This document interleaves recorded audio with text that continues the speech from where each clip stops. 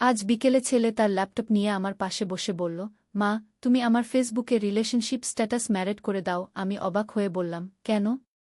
তুই তো কাউকে বিয়ে করিসনি। সে আমার হাত ধরে বলল, করেছি তো। আমি তোমাকে বিয়ে করেছি। মনে মনে আমি চমকে উঠলাম। কি বলছিস তুই? সে ল্যাপটপের স্ক্রিনে ফেসবুক প্রোফাইল খুলে বলল, মা দেখো, এখানে সিঙ্গেল লেখা আছে। কিন্তু আমি সিঙ্গেল নই।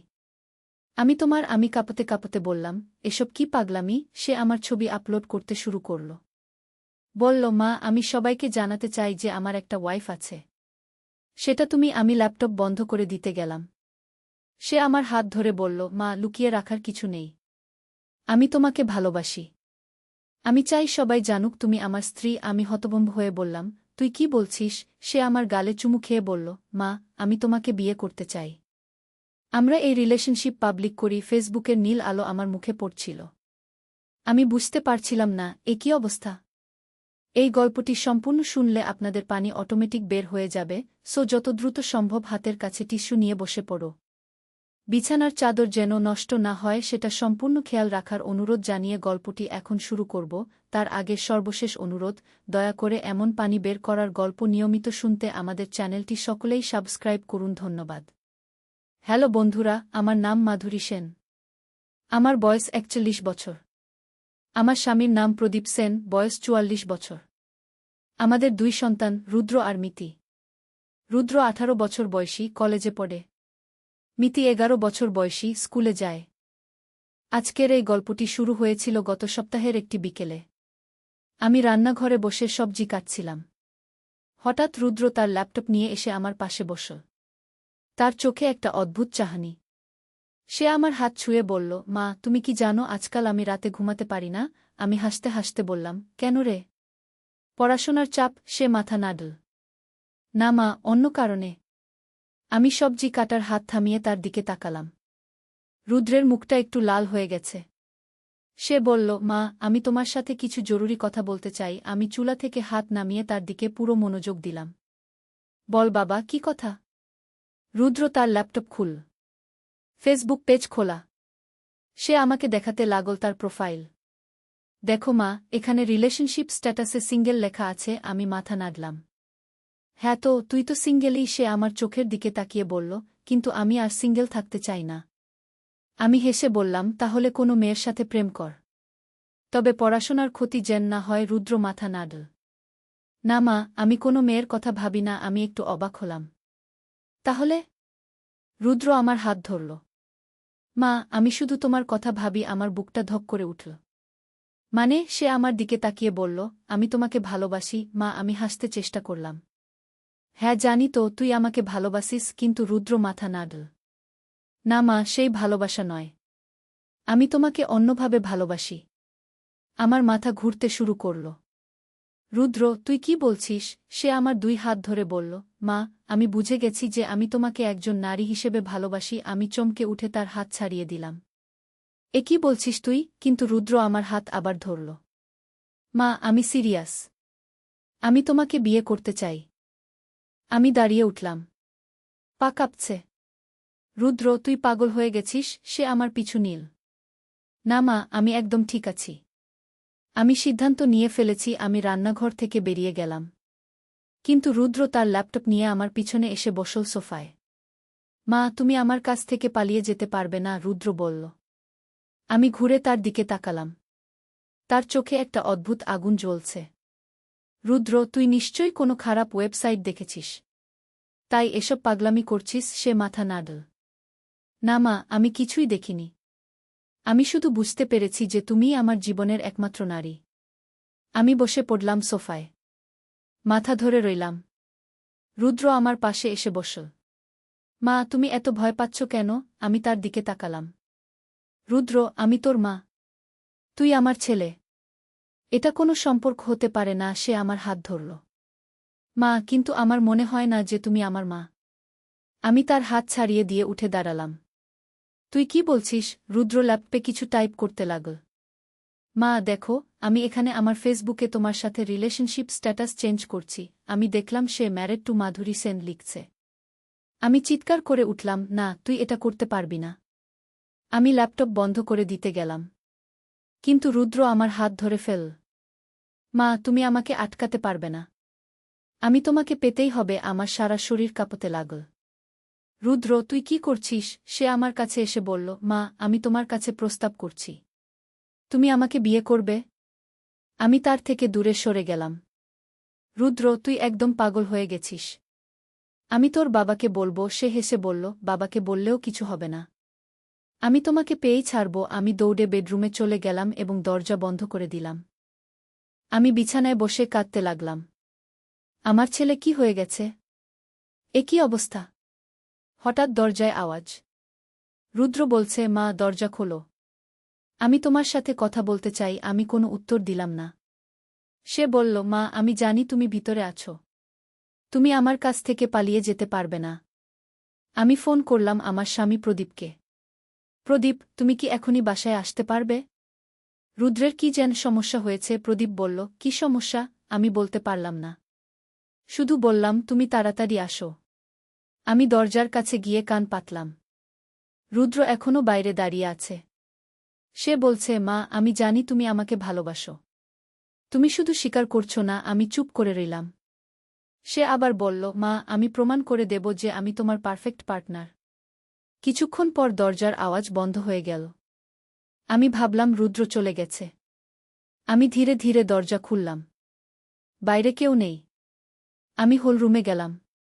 রুদ্র সোফায় বসে তার ল্যাপটপে কিছু করছে। আমি কাছে গিয়ে দেখলাম সে আমার ছবি দিয়ে একটা ওয়েডিং ইনভিটেশন কার্ড বানাচ্ছে। রুদ্র, তুই কি করছিস? আমি চিৎকার করে উঠলাম। সে আমার দিকে তাকিয়ে হাসল। মা, আমি আমাদের বিয়ের কার্ড বানাচ্ছি। দেখো কত সুন্দর লাগছে। আমি কার্ডটা দেখলাম।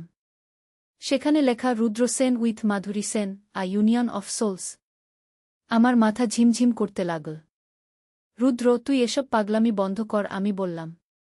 সে বলল, মা, এটা পাগলামি নয়। এটা ভালোবাসা। আমি তার ল্যাপটপ বন্ধ করে দিলাম।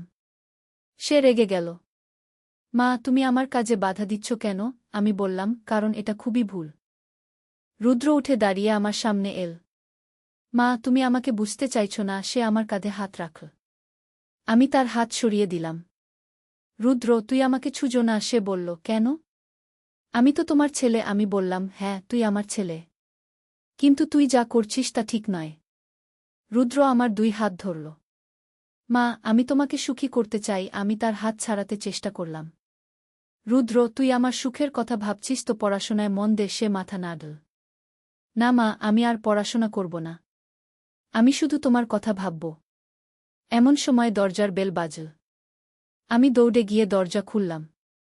প্রদীপ এসেছে। আমি তার গলা জড়িয়ে ধরে কাঁদতে লাগলাম। প্রদীপ, রুদ্র। কিন্তু কথা বলতে পারলাম না। প্রদীপ বলল, কি হয়েছে রুদ্রের? আমি ইশারা করলাম হলরুমের দিকে।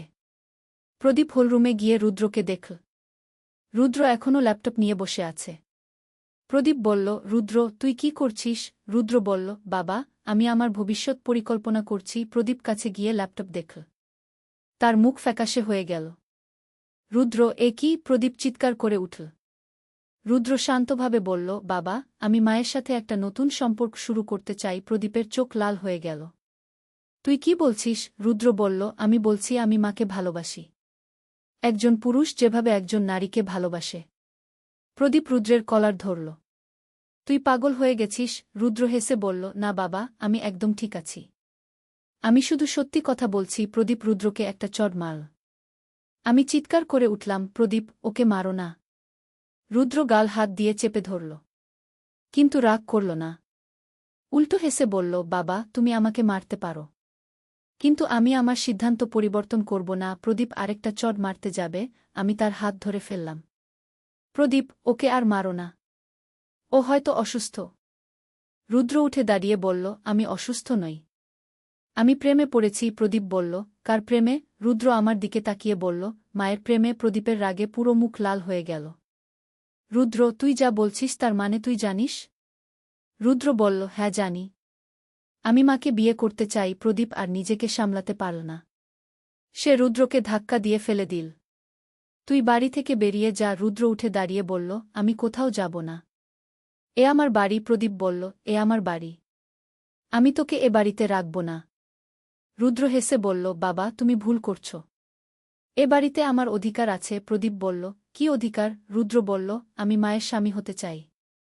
তাহলে এ বাড়ির আমিও মালিক। প্রদীপ একটা বই তুলে রুদ্রের দিকে ছুঁড়ে মারল। পাগল ছেলে! আমি দৌড়ে গিয়ে রুদ্রকে ধরলাম। রুদ্র, তুই আহত হয়েছিস? রুদ্র আমাকে জড়িয়ে ধরল। মা, তুমি আমার পাশে আছো। আমি তাকে ছাড়িয়ে দিলাম। রুদ্র, তুই এসব বন্ধ কর। কিন্তু রুদ্র আমাকে ছাড়ল না। মা, আমি তোমাকে ছাড়তে পারব না। প্রদীপ আমাকে রুদ্রের কাছ থেকে টেনে নিয়ে এল। মাধুরী, তুমি ওর থেকে দূরে থাকো। রুদ্র বলল, বাবা, তুমি মাকে আমার থেকে আলাদা করতে পারবে না। প্রদীপ বলল, দেখি কেমনে না পারি। সে আমাকে নিয়ে বেডরুমে চলে গেল এবং দরজা বন্ধ করে দিল। প্রদীপ আমার মুখের দিকে তাকিয়ে বলল, মাধুরী, ওর সাথে কি হয়েছে? আমি কাঁদতে কাঁদতে বললাম, আমি জানি না। ও হঠাৎ করে এসব পাগলামি শুরু করেছে। প্রদীপ বলল, তুমি কি ওকে কোনো ভুল সিগন্যাল দিয়েছ? আমি চমকে উঠলাম। কি বলছো তুমি? আমি ওর মা। প্রদীপ বলল, আমি জানি। কিন্তু ছেলেরা কখনো কখনো ভুল বোঝে। আমি রেগে গেলাম। প্রদীপ, তুমি আমাকে দোষ দিচ্ছ। সে বলল, না, আমি দোষ দিচ্ছি না। আমি শুধু বোঝার চেষ্টা করছি। আমি বললাম, এখানে বোঝার কিছু নেই। রুদ্র পাগল হয়ে গেছে। বাইরে থেকে রুদ্রের আওয়াজ আসছে।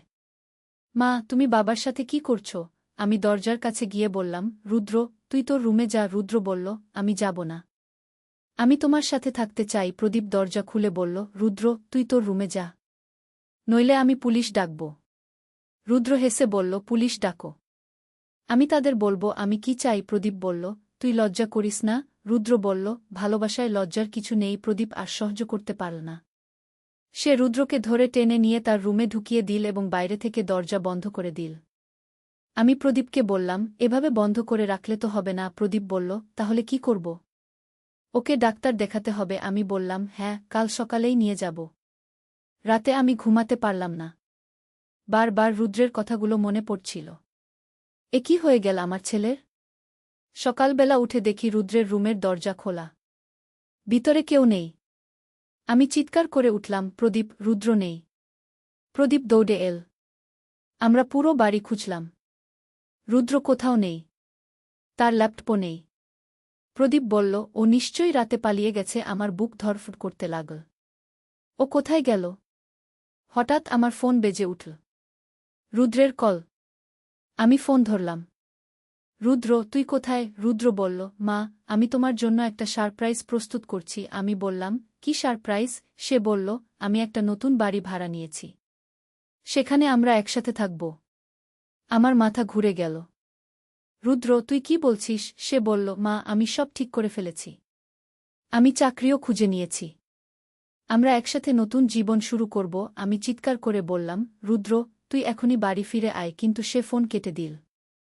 আমি প্রদীপকে বললাম, রুদ্র একটা বাড়ি ভাড়া নিয়েছে। প্রদীপ বলল, কি? আমি সব বললাম। প্রদীপ বলল, আমরা পুলিশে যাব। আমি বললাম, না, আগে ওকে বোঝানোর চেষ্টা করি। দুপুরে রুদ্র আবার ফোন করল। মা, তুমি আমার কাছে আসবে? আমি বললাম, কোথায়? সে একটা ঠিকানা দিল। এখানে এসো। একা আসবে? আমি বললাম, রুদ্র, আমি যাব না। সে বলল, তাহলে আমি তোমাকে নিয়ে আসব। আমি প্রদীপকে বললাম। প্রদীপ বলল, তুমি যাবে না। আমি যাব। আমি বললাম, একসাথে যাব। প্রদীপ রাজি হল না। কিন্তু আমি জোর করলাম। শেষে আমরা দুজনে গেলাম। ঠিকানাটা ছিল শহরের একটা পুরনো এলাকায়। একটা ছোট ফ্ল্যাট। আমরা দরজায় কড়া নাড়লাম। রুদ্র দরজা খুল। তার পোশাক আশাক অগোছালো। চোখ লাল। মনে হচ্ছে রাতভর ঘুমায়নি। সে আমাকে দেখে খুশি হয়ে বলল, মা, তুমি এসেছ। আমি ভিতরে ঢুকলাম। পুরো ফ্ল্যাটটা নোংরা। এক কোণায় তার ল্যাপটপ খোলা। স্ক্রিনে আমার ছবি। রুদ্র বলল, মা, দেখো, আমি এখানে তোমার জন্য সব প্রস্তুত করেছি। আমি দেখলাম দেয়ালে আমার অনেক ছবি লাগানো। প্রদীপ রেগে গিয়ে বলল, রুদ্র, তুই কি করেছিস? রুদ্র বলল, বাবা, আমি আমার স্ত্রীর জন্য একটা ঘর সাজিয়েছি। প্রদীপ দেয়ালের ছবিগুলো ছিঁড়তে শুরু করল। রুদ্র চিৎকার করে উঠল, বাবা, তুমি আমার ছবিগুলো নষ্ট করছো কেন? আমি রুদ্রের কাছে গিয়ে তার হাত ধরলাম। রুদ্র, তুই আমার সাথে বাড়ি চল। রুদ্র মাথা নাড়ল। না মা, আমি এখানেই থাকব। তুমি আমার সাথে থাকো। আমি বললাম, রুদ্র, আমি তোর মা। আমি তোর সাথে এভাবে থাকতে পারি না। রুদ্র আমার দুই হাত ধরে বলল, মা, তুমি কেন বুঝছ না? আমি তোমাকে খুব ভালোবাসি। আমি তার হাত ছাড়িয়ে দিয়ে বললাম, রুদ্র, এটা ভালোবাসা নয়। এটা অসুস্থতা। রুদ্র রেগে গিয়ে বলল, না, এটা অসুস্থতা নয়। এটা প্রেম। প্রদীপ রুদ্রের কলার ধরে বলল, চল, বাড়ি চল। রুদ্র তার হাত ছাড়িয়ে দিয়ে বলল, আমি কোথাও যাব না। প্রদীপ জোর করে রুদ্রকে টানতে লাগল। রুদ্র প্রতিরোধ করতে লাগল। তাদের মধ্যে ধস্তাধস্তি শুরু হল। আমি চিৎকার করে বললাম, থামো, তোরা দুজনে থাম। কিন্তু তারা থামল না। রুদ্র প্রদীপকে একটা ধাক্কা দিল। প্রদীপ পড়ে গেল। রুদ্র আমার কাছে এসে বলল, মা, আমি তোমাকে এখানে রেখে দেব। আমি পিছিয়ে গেলাম। রুদ্র, তুই কি করছিস? রুদ্র দরজার দিকে গিয়ে তালা লাগিয়ে দিল। মা, এখন তুমি আমার। আমি ভয় পেয়ে গেলাম। প্রদীপ উঠে দাঁড়িয়ে রুদ্রকে আক্রমণ করতে গেল। রুদ্র একটা স্টিকও নিয়েছিল। সে প্রদীপকে আঘাত করল। আমি চিৎকার করে উঠলাম। প্রদীপের মাথা ফেটে রক্ত বেরোতে লাগল। রুদ্র বলল, বাবা, আমি তোমাকে মারতে চাইনি। কিন্তু তুমি আমার পথে বাধা হয়ে দাঁড়িয়েছ। আমি প্রদীপের কাছে দৌড়ে গেলাম। তার অবস্থা খুব খারাপ। রুদ্র আমার কাছে এসে বলল, মা, এখন শুধু আমরা দুজন। আমি কাঁদতে কাঁদতে বললাম, রুদ্র, তুই কি করলি? সে বলল, আমি আমাদের বাধা দূর করেছি। আমি প্রদীপকে নিয়ে দরজার দিকে যেতে চেষ্টা করলাম। কিন্তু রুদ্র আমার পথ রোধ করে দাঁড়াল। মা, তুমি কোথাও যেতে পারবে না, রুদ্র বলল। আমি বললাম, রুদ্র, তোর বাবার চিকিৎসা দরকার। সে বলল, বাবা ঠিক হয়ে যাবে। তুমি আমার কথা ভাবো। আমি চিৎকার করে বললাম, আমি তোর মা। আমি তোর সাথে এভাবে থাকতে পারি না। রুদ্র আমার মুখ ধরে বলল, মা, তুমি আমার স্ত্রী। আমি তার হাত ছাড়িয়ে দিয়ে বললাম, না, আমি তোর মা। সে আবার আমার মুখ ধরল। না, তুমি আমার প্রেমিকা। আমি তাকে একটা চড় মারলাম। রুদ্র, তুই পাগল। রুদ্র গাল চেপে ধরে আমার দিকে তাকিয়ে রইল। তার চোখে পানি।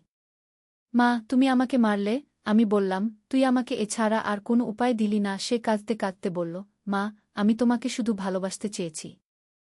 আমি তার কাছে গেলাম। রুদ্র, তুই আমাকে ভালোবাস, আমি জানি। কিন্তু এটা সঠিক উপায় নয়। সে আমাকে জড়িয়ে ধরল। তাহলে সঠিক উপায় কি? আমি বললাম, তুই ডাক্তারের কাছে যা। চিকিৎসা নে। সে মাথা নাড়ল। আমি অসুস্থ নই। এমন সময় বাইরে থেকে পুলিশের আওয়াজ আসল। দরজা খুলুন। রুদ্র চমকে উঠল। পুলিশ? আমি বললাম, হ্যাঁ, আমি আগেই ফোন করেছিলাম। রুদ্র রেগে গিয়ে বলল, তুমি পুলিশ ডেকেছ? আমি বললাম, তোর ভালোর জন্য। পুলিশ জোর করে দরজা ভেঙে ভিতরে ঢুকল।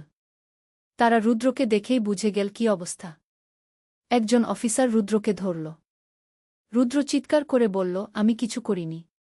আমি শুধু আমার স্ত্রীকে ভালোবেসেছি। পুলিশ অফিসার বলল, এ তোমার স্ত্রী নয়, তোমার মা। রুদ্রকে হাতকড়া পরিয়ে নিয়ে গেল। সে শেষ পর্যন্ত আমার দিকে তাকিয়ে বলল, মা, আমি তোমাকে ভালোবাসি। আমি কাঁদতে কাঁদতে বললাম, আমিও তোকে ভালোবাসি, রুদ্র। কিন্তু একজন মা যেভাবে তার ছেলেকে ভালোবাসে। প্রদীপকে হাসপাতালে নিয়ে গেল। তার অবস্থা গুরুতর। আমি হাসপাতালে বসে কাঁদছিলাম। ডাক্তার এসে বলল, আপনার স্বামী এখন বিপদমুক্ত। কিন্তু কয়েকদিন হাসপাতালে থাকতে হবে। আমি স্বস্তির নিঃশ্বাস ফেললাম। একদিন পর রুদ্রকে দেখতে গেলাম পুলিশ স্টেশনে। সে খুবই শান্ত। আমাকে দেখে বলল, মা, তুমি এসেছ? আমি বললাম, হ্যাঁ। তোর অবস্থা কেমন? সে বলল, আমি ভালো আছি। কিন্তু আমি বুঝতে পারছি না কি হয়েছিল আমার। আমি অবাক হলাম। মানে? সে বলল, মা, আমার মনে হচ্ছে আমি কয়েকদিন ধরে পাগল হয়ে গিয়েছিলাম। আমি বললাম, তুই কি মনে করতে পারছিস কি হয়েছিল? সে মাথা নাড়ল। হ্যাঁ, আমি তোমাকে অন্যভাবে দেখছিলাম। কিন্তু এখন আমি বুঝতে পারছি যে তুমি আমার মা। আমি খুশি হয়ে গেলাম। রুদ্র, তুই সুস্থ হয়ে গেছিস? সে বলল, মনে হচ্ছে। কিন্তু মা, আমি যা করেছি তার জন্য আমি খুব দুঃখিত। আমি তার হাত ধরলাম। রুদ্র, তুই অসুস্থ ছিলি। এখন সুস্থ হয়ে গেছিস। পুলিশ অফিসার এসে বলল, আপনার ছেলেকে আমরা ডাক্তার দেখিয়েছি। ডাক্তার বলেছে এটা এক ধরনের মানসিক সমস্যা যা হঠাৎ করে আসে এবং চিকিৎসায় ভালো হয়। আমি বললাম, তাহলে ওকে ছেড়ে দেবেন? তিনি বলল, হ্যাঁ, কিন্তু নিয়মিত ডাক্তারের কাছে নিয়ে যেতে হবে। এক সপ্তাহ পর রুদ্র বাড়ি ফিরল। প্রদীপও হাসপাতাল থেকে ছাড়া পেল। প্রথমে প্রদীপ রুদ্রের সাথে কথা বলতে চাইল না। কিন্তু আমি বোঝালাম যে রুদ্র অসুস্থ ছিল। এখন সুস্থ হয়ে গেছে। রুদ্র প্রদীপের কাছে গিয়ে কাঁদতে কাঁদতে বলল, বাবা, আমি তোমার কাছে ক্ষমা চাই। আমি জানি না কি হয়েছিল আমার। প্রদীপ তাকে জড়িয়ে ধরল। তুই আমার ছেলে। আমি তোকে ক্ষমা করে দিয়েছি। আমি রুদ্রকে নিয়মিত ডাক্তারের কাছে নিয়ে গেলাম। ডাক্তার বলল এটা হঠাৎ করে আসা একটা মানসিক সমস্যা ছিল। এখন সম্পূর্ণ সুস্থ। আমি স্বস্তি পেলাম। কিছুদিন পর রুদ্র তার স্বাভাবিক জীবনে ফিরে গেল। কলেজে যেতে শুরু করল। আমার সাথে স্বাভাবিক আচরণ করতে লাগল। একদিন সে আমাকে বলল, মা, আমি একটা মেয়ের সাথে বন্ধুত্ব করেছি। আমি খুশি হলাম। সত্যি? কে সে? রুদ্র বলল, তার নাম প্রিয়া। আমার ক্লাসমেট। আমি বললাম, তাকে একদিন বাড়িতে নিয়ে এসো। রুদ্র হেসে বলল, ঠিক আছে মা। আমি ভাবলাম, আমার ছেলে এখন সত্যিকারের প্রেমে পড়েছে। এটাই স্বাভাবিক। কিছুদিন পর প্রিয়া আমাদের বাড়িতে এল। খুব সুন্দর, ভদ্র মেয়ে। রুদ্র তার সাথে খুব স্বাভাবিক আচরণ করছে। আমি বুঝলাম রুদ্র সম্পূর্ণ সুস্থ হয়ে গেছে। 1 বছর পর রুদ্র আমাকে বলল, মা, আমি প্রিয়াকে বিয়ে করতে চাই। আমি খুশিতে তার গাল চুমু দিলাম। অবশ্যই। আমি প্রিয়াকে খুব পছন্দ করি। রুদ্র বলল, মা, তুমি যা বলেছিলে ঠিক। প্রেম হল একজন পুরুষ এবং একজন নারীর মধ্যে, ছেলের মধ্যে নয়। আমি বললাম, হ্যাঁ রুদ্র, তুই এখন বুঝতে পেরেছিস। সে বলল, মা, আমি তোমাকে ভালোবাসি। কিন্তু একজন ছেলে যেভাবে তার মাকে ভালোবাসে। আমি তার মাথায় হাত বুলিয়ে দিলাম। আমিও তোকে ভালোবাসি, আমার ছেলে। 6 মাস পর রুদ্র এবং প্রিয়ার বিয়ে হল। খুব সুন্দর বিয়ে। রুদ্র এখন একটা চাকরি করে। প্রিয়ার সাথে আলাদা বাড়িতে থাকে। মাঝে মাঝে আমাদের দেখতে আসে। আজ 3 বছর পর রুদ্র আমাকে বলল, মা, প্রিয়া প্রেগন্যান্ট। আমি খুশিতে কেঁদে ফেললাম। সত্যি? সে বলল, হ্যাঁ মা, তুমি দাদি হতে চলেছ। আমি তাকে জড়িয়ে ধরলাম। রুদ্র, আমি খুব খুশি। এখন আমি বুঝি যে সেই ভয়ানক সময়টা ছিল একটা দুঃস্বপ্নের মতো। রুদ্র সাময়িকভাবে মানসিকভাবে অসুস্থ হয়ে পড়েছিল, কিন্তু চিকিৎসায় সম্পূর্ণ সুস্থ হয়ে গেছে। আজ রুদ্র এবং প্রিয়া তাদের ছোট্ট মেয়ে নিয়ে আমাদের কাছে এসেছে। মেয়েটার নাম রিয়া। খুব সুন্দর। রুদ্র রিয়াকে কোলে নিয়ে আমাকে বলল, মা, দেখো, এই হলো সত্যিকারের ভালোবাসা। একজন বাবার তার সন্তানের প্রতি ভালোবাসা। আমি হেসে বললাম, হ্যাঁ রুদ্র, এটাই স্বাভাবিক। সে বলল, মা, আমি কখনো ভুলব না তুমি আমাকে কিভাবে সাহায্য করেছিলে। তুমি আমাকে সঠিক পথ দেখিয়েছিলে। আমি বললাম, আমি তোর মা। তোর ভালোর জন্য যা করা দরকার তাই করেছি। রুদ্র আমার হাত ধরে বলল, মা, আমি এখন বুঝি যে ছেলের ভালোবাসা হল পৃথিবীর সবচেয়ে পবিত্র ভালোবাসা। এর সাথে অন্য কিছুর তুলনা হয় না। আমি মাথা নাড়লাম। ঠিক বলেছিস রুদ্র। এখন আমি শান্তিতে আছি। আমার পরিবার স্বাভাবিক। রুদ্র একজন ভালো স্বামী এবং বাবা হয়েছে। প্রিয়া একজন চমৎকার পুত্রবধূ। আর ছোট্ট রিয়া আমাদের সবার আনন্দের উৎস। আমি মাঝে মাঝে ভাবি, সেই ভয়ানক দিনগুলো যদি আমরা সঠিকভাবে হ্যান্ডেল না করতাম তাহলে কি হতো। কিন্তু আমরা ধৈর্য রেখেছিলাম। রুদ্রকে চিকিৎসা করিয়েছিলাম। আর দেখো, আজ সব ঠিক হয়ে গেছে। আমার মনে হয় এই গল্পটা অন্য মায়েরা শুনলে তারা শিক্ষা নিতে পারবে। কখনো কখনো আমাদের সন্তানরা সাময়িকভাবে মানসিক সমস্যায় ভুগতে পারে। তখন তাদের সাথে ধৈর্য রেখে চিকিৎসা করানো দরকার। রাগ করে বা ঘৃণা করে কিছু সমাধান হয় না। রুদ্র এখন একজন দায়িত্বশীল মানুষ। তার পরিবারের যত্ন নেয়, আমাদের সম্মান করে। মাঝে মাঝে সেই সময়ের কথা বলে এবং লজ্জা পায়।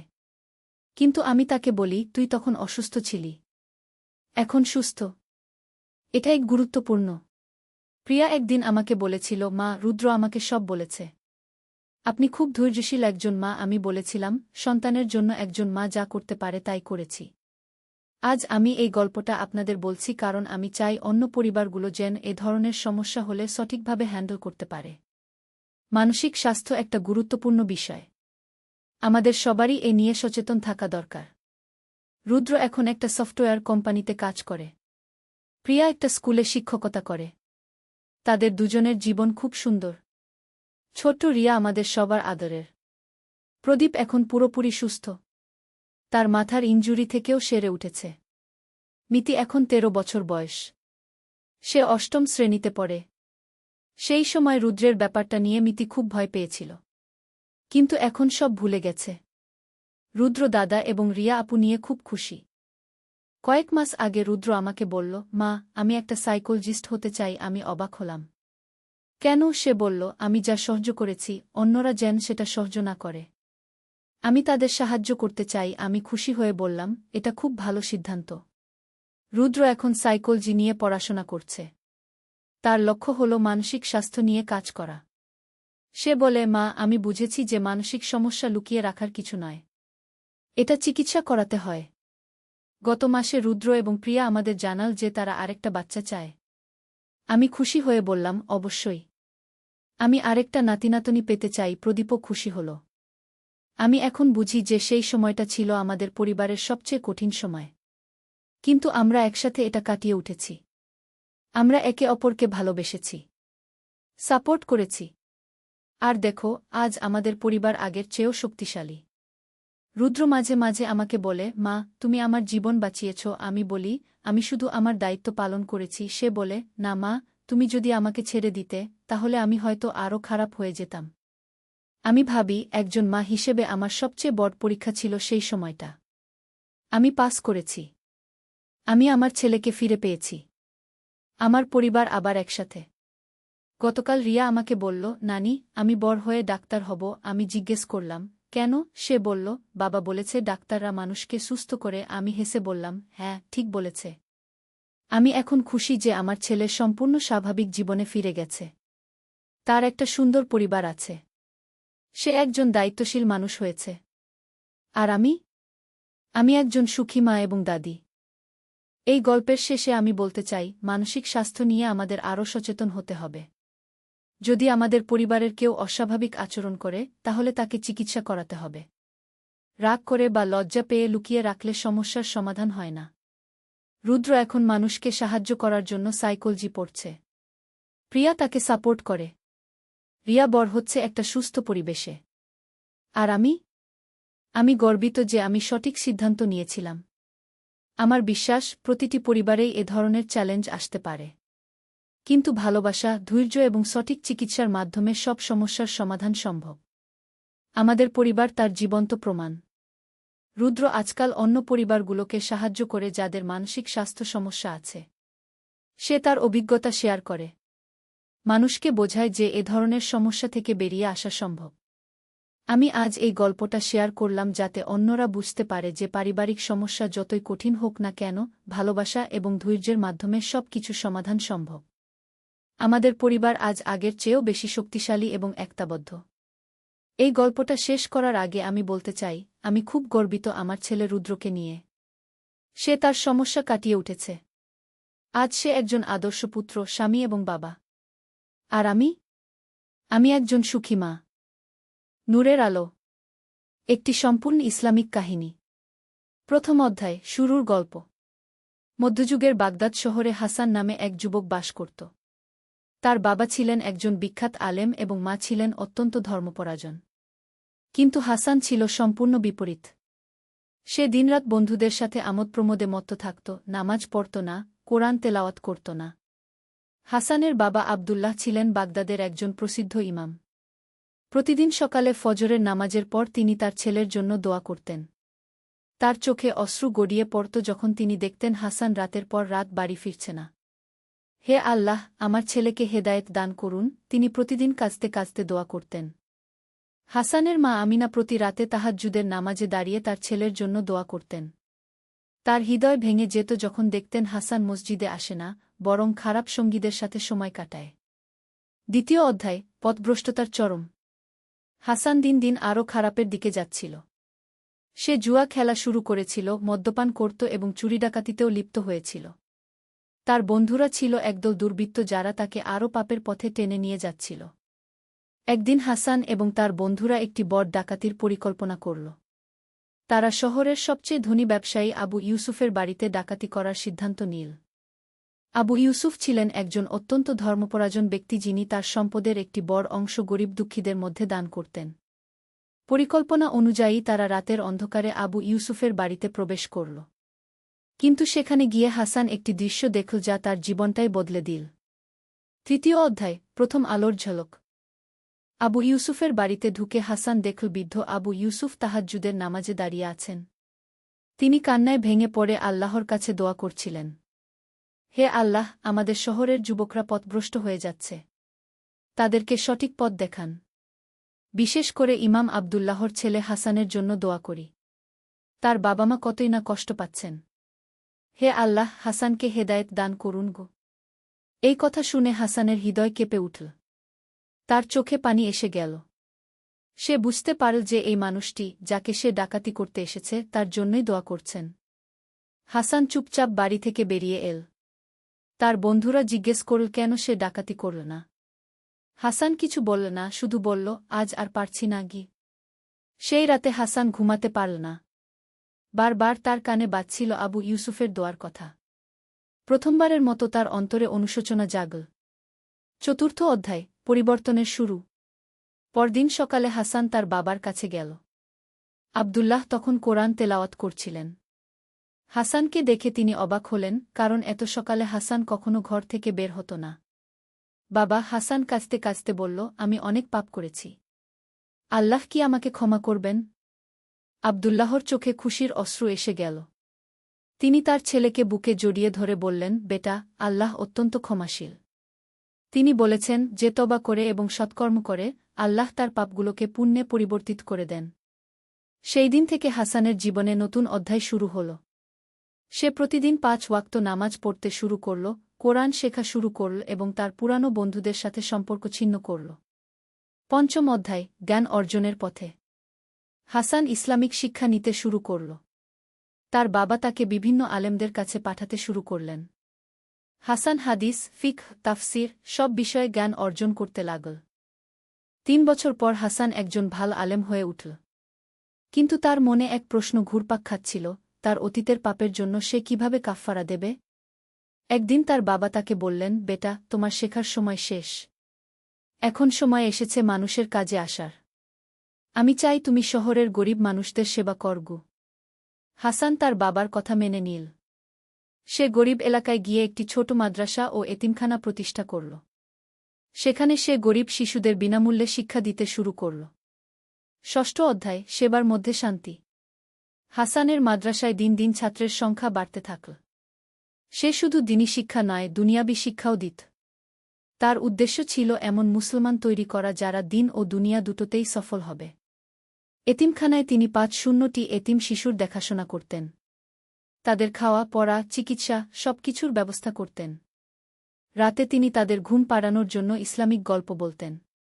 একদিন এক ছোট্ট এতিম বাচ্চা তাকে জিজ্ঞেস করল, চাচা, আপনি কেন আমাদের এত সেবা করেন? আমাদের তো কোনো আত্মীয় নেই গু। হাসানের চোখে পানি এসে গেল। তিনি বাচ্চাটিকে কোলে নিয়ে বললেন, তোমরা সবাই আমার সন্তানের মতো। আল্লাহ তায়ালা বলেছেন, যে এতিমদের সেবা করবে সে জান্নাতে আমার সাথে থাকবে গু। সপ্তম অধ্যায়, বিপদের মোকাবেলা।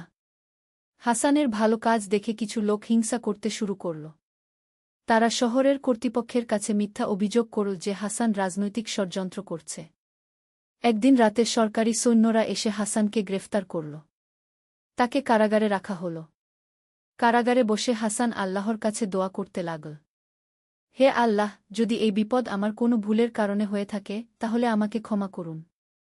আর যদি এটা আমার পরীক্ষা হয়, তাহলে আমাকে ধৈর্য দান করুন। কারাগারে অন্য বন্দীরা তার কাছে ইসলাম সম্পর্কে জানতে চাইত।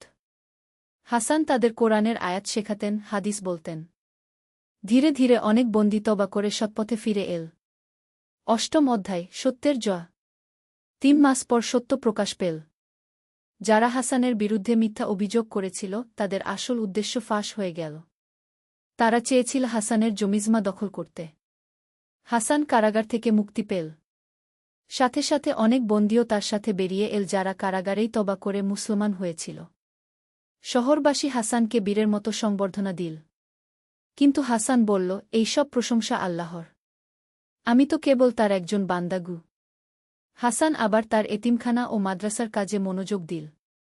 এবার তার সাথে যুক্ত হল কারাগার থেকে আসা সেই তবাকারী লোকেরা। নবম অধ্যায়, হজের সফর। 4 বছর বয়সে হাসান হজ করার সিদ্ধান্ত নিল। তিনি তার এতিমখানা ও মাদ্রাসার দায়িত্ব তার ছাত্রদের হাতে দিয়ে পবিত্র মক্কার উদ্দেশ্যে রওনা হলেন। মক্কায় পৌঁছে কাবা শরীফ দেখার পর হাসানের অবস্থা হল অন্যরকম। তিনি কাঁদতে কাঁদতে তোয়াফ করলেন। প্রতিটি চক্করে তিনি আল্লাহর কাছে নিজের, তার পরিবারের এবং সারা বিশ্বের মুসলমানদের জন্য দোয়া করলেন। সাফা মারওয়ার মাঝখানে তিনি দোয়া করলেন, হে আল্লাহ, আমি একদিন পাপী ছিলাম। আপনি আমাকে ক্ষমা করেছেন, সঠিক পথ দেখিয়েছেন। এখন আমার মৃত্যুর আগ পর্যন্ত যেন আপনার পথেই থাকতে পারি গে। আরাফাতের ময়দানে দাঁড়িয়ে তিনি সারা বিশ্বের জন্য দোয়া করলেন। তিনি দেখতে পেলেন লাখো মুসলমান একসাথে আল্লাহর কাছে কান্নাকাটি করছে। এই দৃশ্য দেখে তার হৃদয় আল্লাহর ভালোবাসায় ভরে গেল। 10ম অধ্যায়, ফেরার পথে নতুন পরিকল্পনা। হজ শেষে মদিনায় গিয়ে হাসান রাসূল শাহ এর রওজা জিয়ারত করলেন। সেখানে দাঁড়িয়ে তিনি অনুভব করলেন যেন রাসূল শাহ তার সাথে কথা বলছেন। তিনি মনে মনে প্রতিজ্ঞা করলেন যে ফিরে গিয়ে আরও বেশি মানুষের সেবা করবেন। শুধু তার শহরে নয়, আশেপাশের গ্রামগুলোতেও শিক্ষার আলো ছড়িয়ে দেবেন। হজ থেকে ফেরার পথে তিনি বিভিন্ন শহরে থেমে সেখানকার আলেম ও দায়ীদের সাথে মিলিত হলেন। তিনি বুঝতে পারলেন যে ইসলামিক শিক্ষা ছড়ানোর জন্য একটি বড় নেটওয়ার্ক দরকার। 11 অধ্যায়, স্বদেশে প্রত্যাবর্তন ও নতুন উদ্যোগ। বাগদাদে ফিরে এসে হাসান দেখলেন তার এতিমখানা ও মাদ্রাসা আরও বড় হয়েছে। তার ছাত্ররা চমৎকারভাবে সব কিছু পরিচালনা করেছে। তিনি এবার একটি বড় পরিকল্পনা নিলেন। তিনি ঠিক করলেন যে শুধু একটি মাদ্রাসা নয়, একটি পূর্ণাঙ্গ ইসলামিক বিশ্ববিদ্যালয় প্রতিষ্ঠা করবেন। সেখানে ইসলামিক শিক্ষার পাশাপাশি গণিত, চিকিৎসাশাস্ত্র, জ্যোতির্বিদ্যা, দর্শন সব বিষয় পড়ানো হবে। এই পরিকল্পনা বাস্তবায়নের জন্য তিনি শহরের ধনী ব্যবসায়ীদের কাছে গেলেন। আবু ইউসুফ, যার বাড়িতে একদিন সে ডাকাতি করতে গিয়েছিল, তিনিই সবার আগে এগিয়ে এলেন। হাসান, আবু ইউসুফ বললেন, আল্লাহ আমার দোয়া কবুল করেছেন। তুমি এখন আমাদের গর্ব।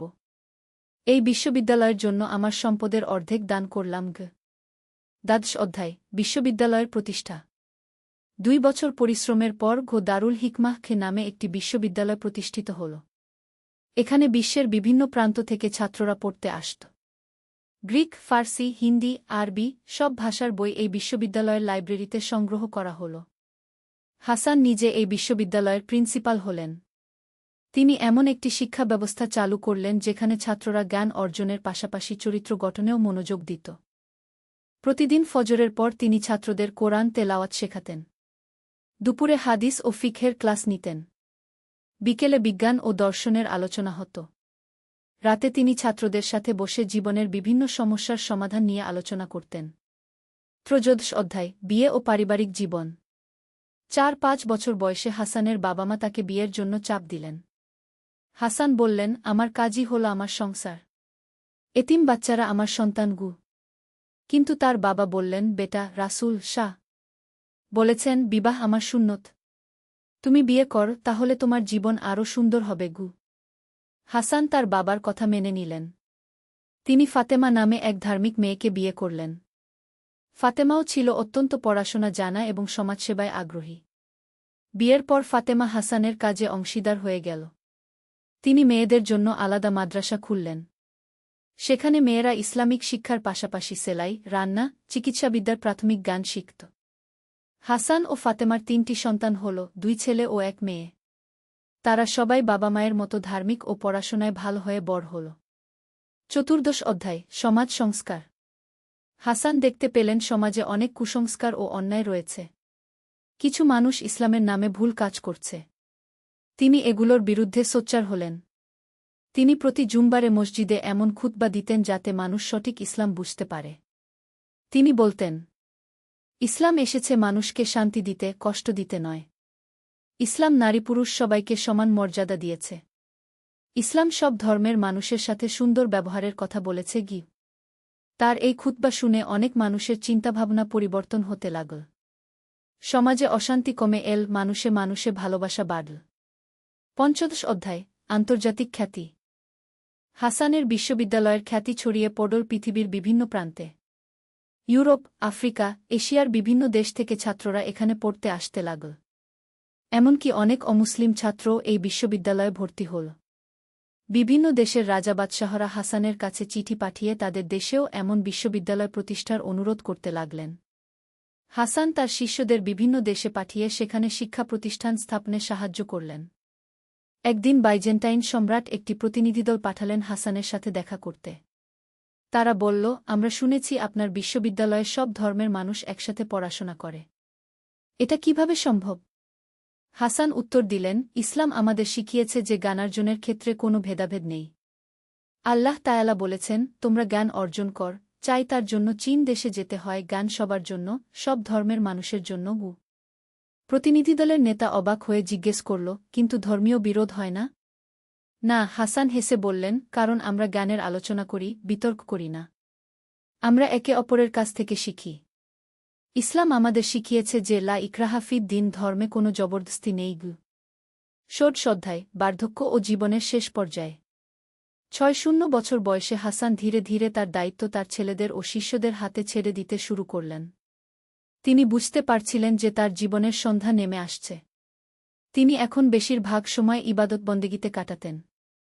প্রতিদিন তাহাজ্জুদ নামাজের পর তিনি দীর্ঘ সময় দোয়া করতেন, নিজের জন্য, পরিবারের জন্য, ছাত্রদের জন্য এবং পুরো উম্মতের জন্য। একদিন তিনি তার ছেলেদের ডেকে বললেন, তোমাদের কাছে আমার কিছু কথা আছে। আমি জানি না আর কতদিন তোমাদের মাঝে থাকব। বড় ছেলে আহমদ বলল, বাবা, এসব কথা বলবেন না।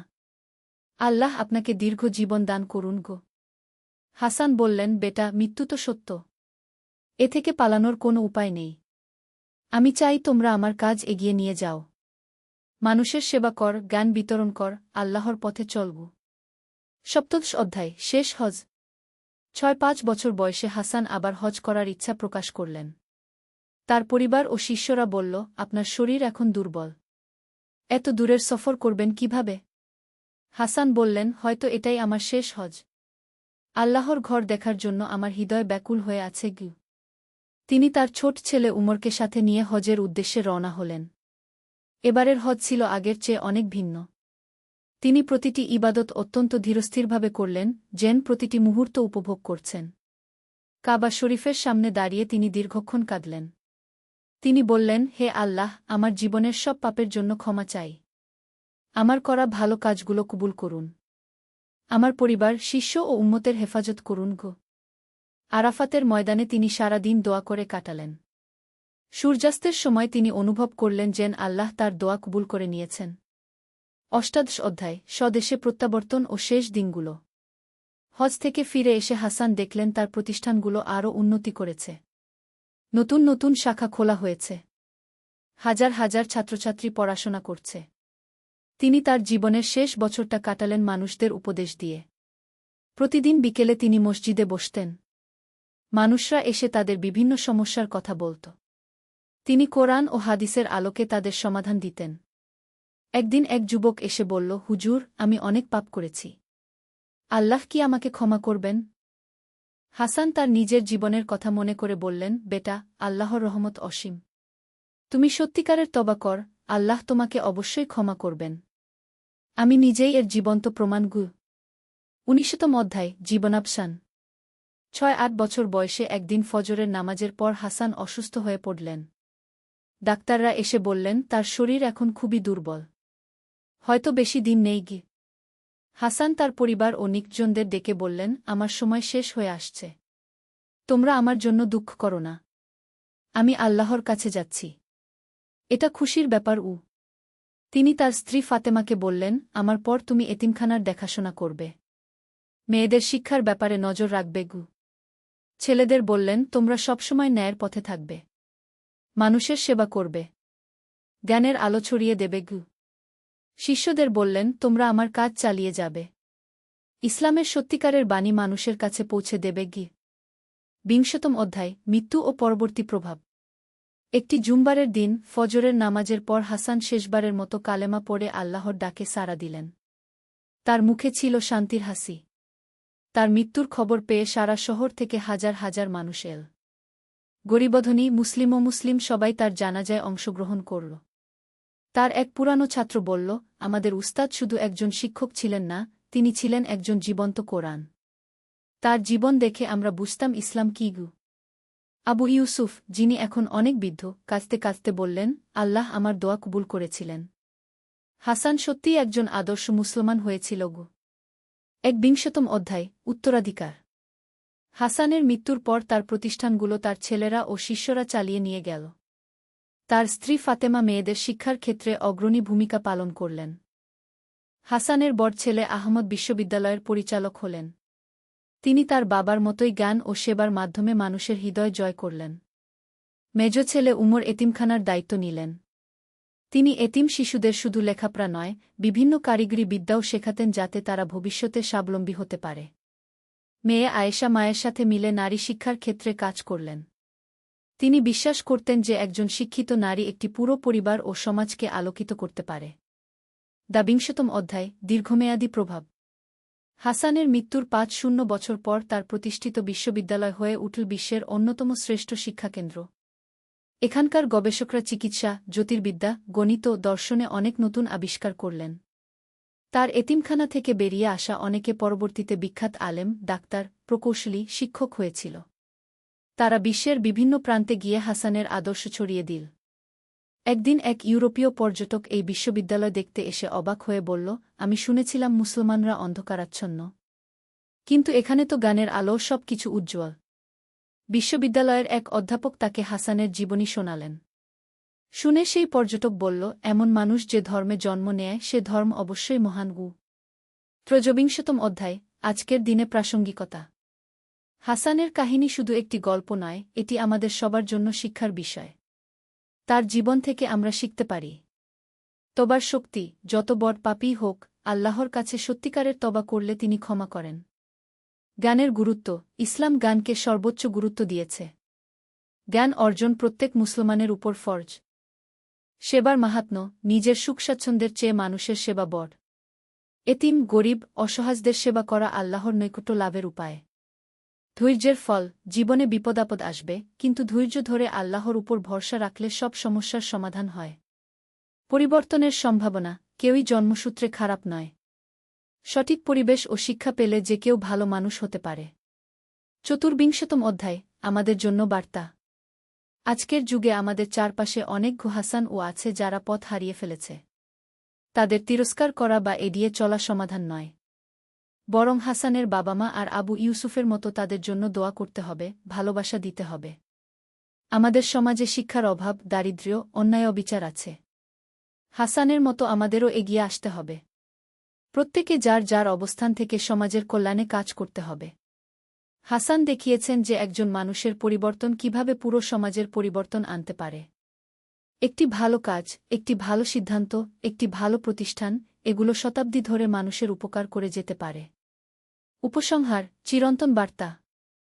হাসানের গল্প শেষ হলেও তার বার্তা আজও প্রাসঙ্গিক। ইসলাম শুধু একটি ধর্ম নয়, এটি জীবনযাপনের পূর্ণাঙ্গ পদ্ধতি।